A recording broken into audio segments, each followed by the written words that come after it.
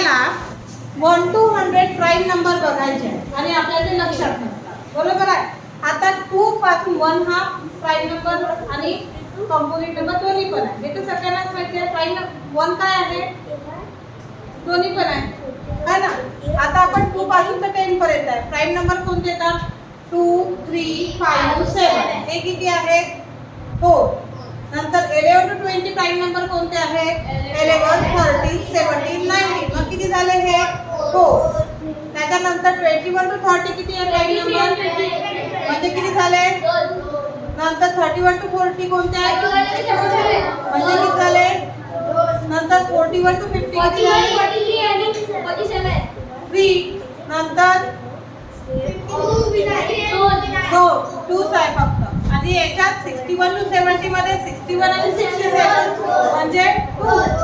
71 आणि 80 मध्ये 3 आहे. 81 आणि 90 मध्ये काय आहे, 91 आणि 100 मध्ये किती आहे, 1. मग जर आपल्याला क्वेश्चन विचारला की आपल्याला पूर्ण 2 to 100 प्राईम नंबर किती आहे, तर आपल्याला ही टोटल करावं लागेल. म्हणून आपण एक लक्षात घ्यायचं, हे नंबर लक्षात आहेच आपल्या. 2 to 10, 11 to 20 हे नंबर लक्षात आहे. 4 4 2 2 3 2 2 3 2 1. म्हणा माझ्या